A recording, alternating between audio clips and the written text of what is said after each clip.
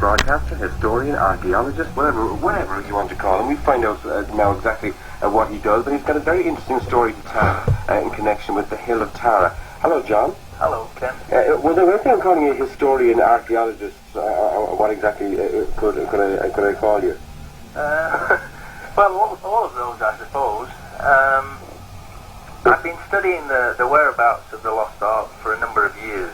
This is the Lost Ark of the Covenant. That's right. I'm fascinated to find out how you tie the Lost Ark of the Covenant to Tara.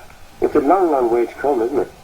It is, yes, but if you can appreciate that at that time in history, Ireland was about the only safe place that it could be brought to be saved and kept, because the Middle East, where it originated from, was in turmoil with Nebuchadnezzar of Babylon, destroying Jerusalem and King Solomon's temple, and also then attacking everybody else round about, including the Pharaoh.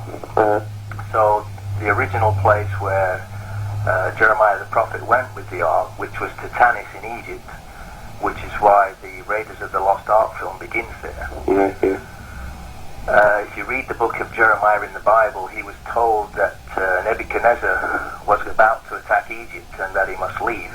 So he did, and he got a boat, and he came to the end, what was at that time the end of the world, which was Ireland, right, and brought the Ark to safety. So he figured, let's get it as far as possible away from here so that it can't be found, and the farthest he actually got was Ireland. Yeah, which was inhabited by people from Israel originally, who were Danites, who were the Tuatha Danann, which means the tribe of Dan. Yeah. Dan is the sixth tribe of Israel.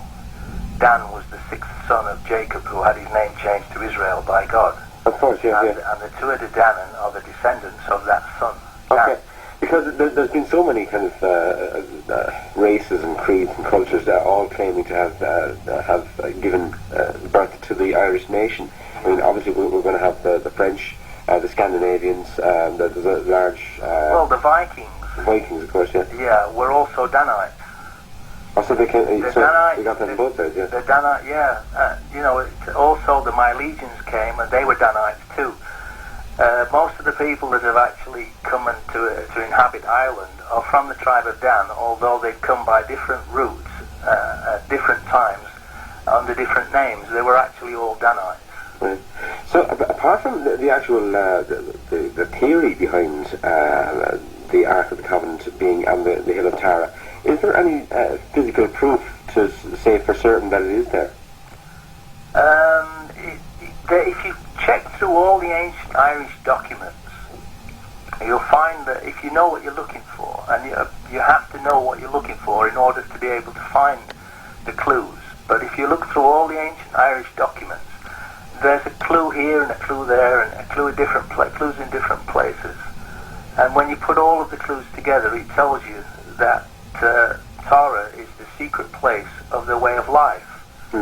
And if you're familiar with the Bible, with the book of Deuteronomy, which is the fifth book of Moses, it tells us in there that the way of life is the covenant. So in the book of Lecan, it tells us that that Tara is the secret place of the way of life. In other words, it's the secret hiding place of the Ark. Right. I see here that the Ark of the Covenant is buried in the hill of Tara, formerly known as Cahar Crocin, before the Torah in the Ark. I never actually made that connection with the Torah and the Ark. Yeah, well, the Torah is the name for the law, God's law, which was given to Moses at Sinai, and is contained in the first 5 books of the Bible, which are the 5 books of Moses. So they are the Torah, which is God's law. And when the Ark was brought, and God's law was brought to Ireland, and then administered in Ireland, the name of Café Crofin was changed to the Hill of the Torah, because that's where the Torah, God's law, was administered from. And eventually, over time, in Anglo-Norman, it became Tauragh, which was Taueragh, and then eventually it became Tara. Of course, and as it went on from generation to generation, it would have been rounded off to the Tara that we know today. Yeah. What's the location of the Tephi's tomb at Tara? It's underneath, not in, but actually underneath the Mound of the Hostages. They built a souterrain underneath the ground, and then they built the Mound of the Hostages soldiers over the top of it to do two things. Firstly, to permanently mark the spot, and secondly, to camouflage and hide it. Right. Yeah. That just explains how it's fascinating. There I was thinking that the Hill of Tara and Newgrange and all that would have been ancient Irish history, and it turns out it's not that way at all. So what else is up there, buried underneath all those rocks and all those mountains? Well, it's got the Ark of the Covenant, which is the gold box, which contains the 5 original scroll books of Moses, right, which are the Torah, and the 2 tablets of stone with the 10 Commandments on. Right. Well, I don't want to be disrespectful or flippant about this, but isn't that what Indiana Jones was looking for in the movie? Just to get a fix on it. So what Indiana Jones was looking for in the movie is actually up in the Hill of Tara. That's right. Yeah. Right. Yeah.